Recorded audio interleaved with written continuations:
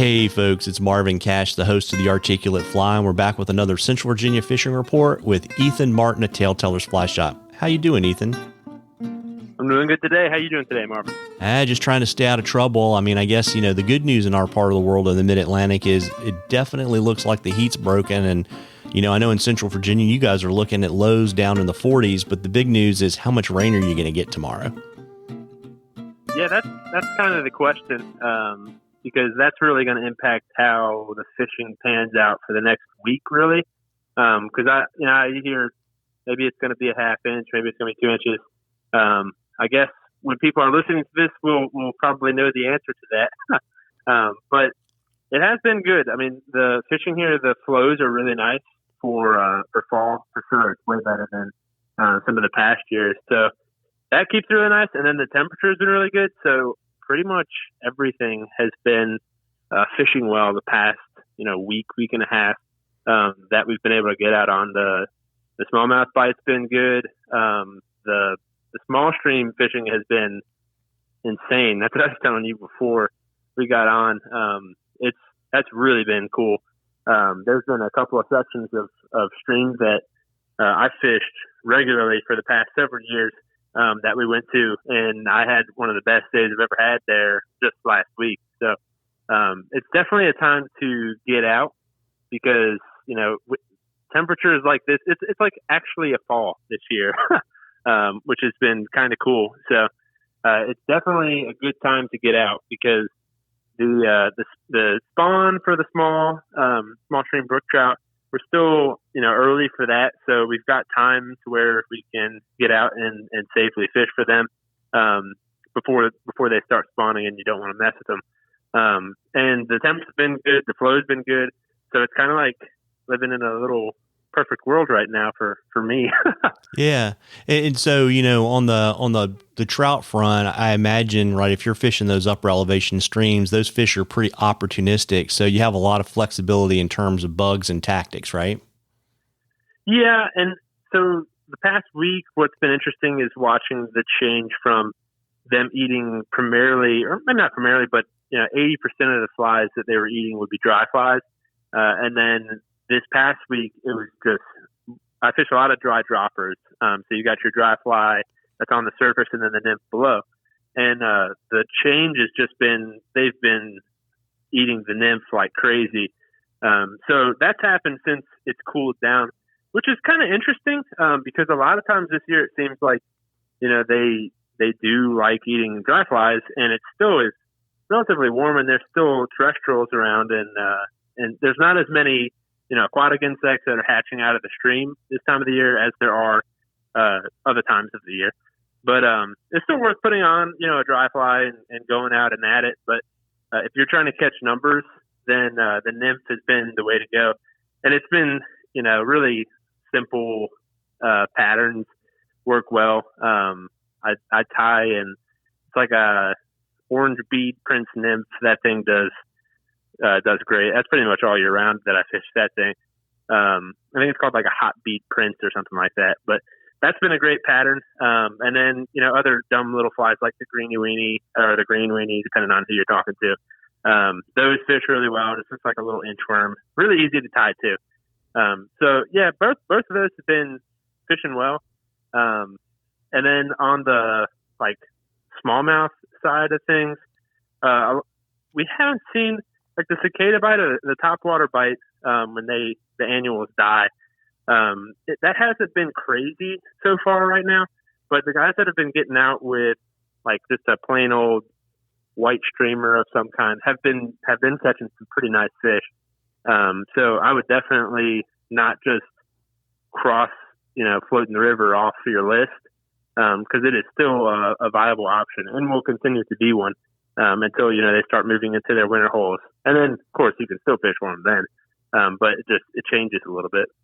Yeah, got it. And we've got a question from Jackie, Ethan. And Jackie wants to know, and we've talked about this in kind of different ways, but probably not specifically about brook trout, talking about, when we're lucky because we're on the other side of this, kind of what's the magic number when you're taking stream temperatures, when you should stop fishing for brook trout, and when should you go back to the water?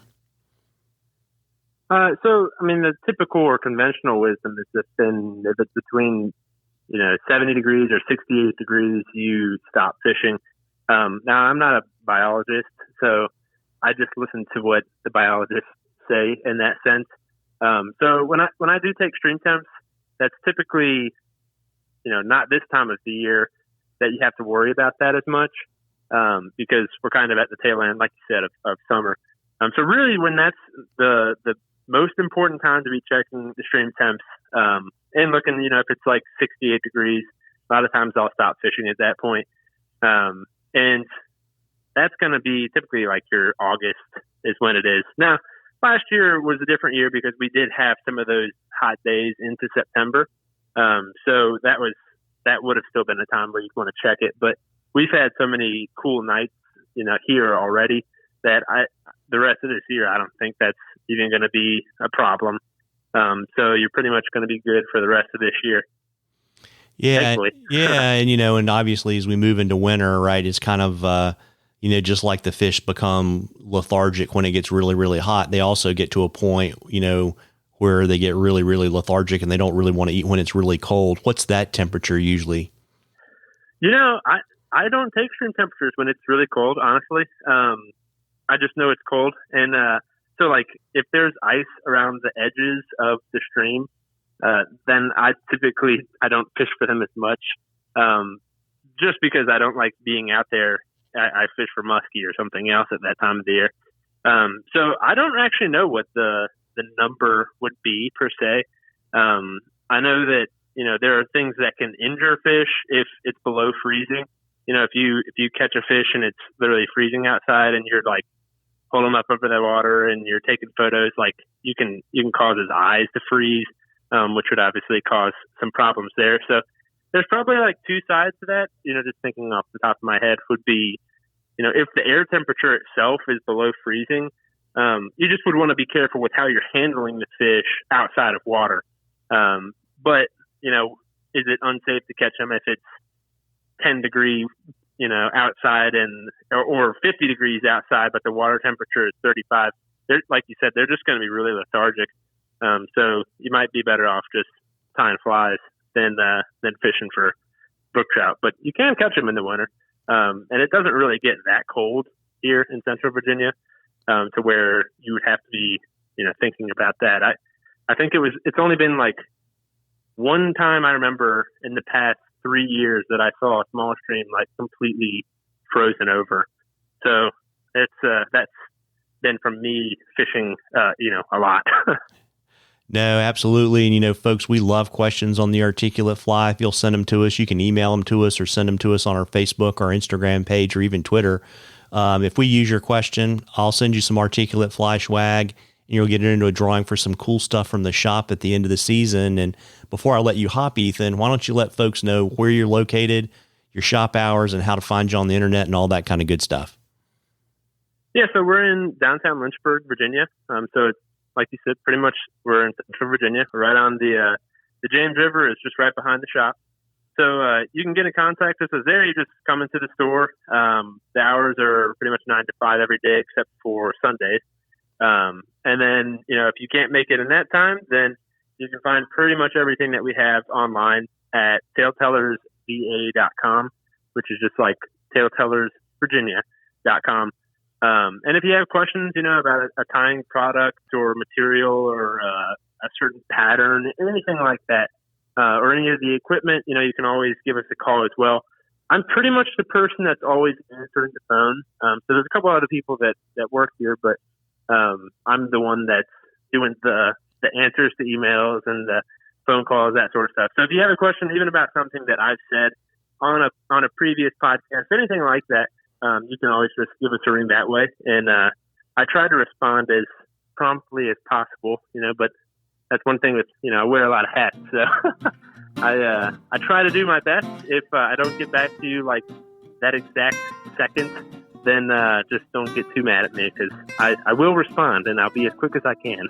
Yeah, absolutely. Well, listen, folks, assuming we don't get washed out here in the next day or so, the fishing is going to be really awesome and you have a great chance to do smallmouth and to do trout at the same time. So get out there and catch a few. Tight lines, everybody. Tight lines, Ethan. Tight lines.